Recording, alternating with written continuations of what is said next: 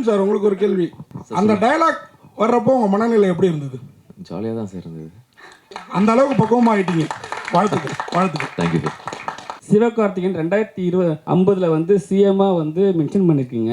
அந்த கோவத்துலையா இப்போ வந்து சிவகார்த்திகேயன் வந்து ஒரு இஷ்யூ போயிட்டு இருக்கு. எதுக்கு தேவையில்லாம வந்து அவர் கோத்து விட்றீங்க? அதெல்லாம் இல்லை, அது ஒரு கற்பனை, அது ஜாலியாக வச்சோம். சார், அதே மாதிரி விஜயகாந்த் ஜெயந்தி, விஜய் சேதுபதியை ஏன் எதிர்க்கட்சி தலைவராக்குனீங்க? இல்லை சார், ஒரு சிஎம்ஓ ஒருத்தர் தானே சார் இருக்க முடியும். ஸோ அதனால இன்னொருத்தர் எதிர்க்கட்சி தலைவர்னு சொல்லுங்க சார். ரசிகர்களை காமிச்சிங்க, அது மறைமுகமா 2 நடிகர்னு தெரியுது, தாதா ராஜான்னு. உண்மையிலேயே மனசுல அந்த 2 பேரை வச்சுதான் பண்ணி. உங்களுக்கு எந்த 2 பேர் சார் ஃபீல் ஆனாங்க? அது நீங்க யார் நினைச்சீங்களோ அவங்க. நான் யாரையும் நினைக்கல சார். உங்களுக்கு யார் ஃபீல் ஆனாங்களோ அவங்க. நடிகர்கள் தான் 2050 வரை சிஎம் ஆகுறாங்கன்ற மாதிரி காமிச்சிருப்பீங்க. அது ஒரு கான்ட்ராஸ்டான விஷயமா. அது ஒரு சர்காஸ்டிக்கான ஒரு விஷயம் தானே சார். இப்போ இருக்கிற விஷயத்த சொல்றோம். 50 வரைக்கும் இப்படியே இருந்தா அப்படின்னு அது ஒரு சர்க்காசம் தான் சார். அது மகளையே லவ் பண்ணலாம் அப்படின்ற ஒரு ஐடியா உங்களுக்கு இன்ஸ்பயர் பண்ணது யாராவது இருக்காங்களா? இல்ல, நீங்க கதையெல்லாம் ரிவீல் பண்றீங்க.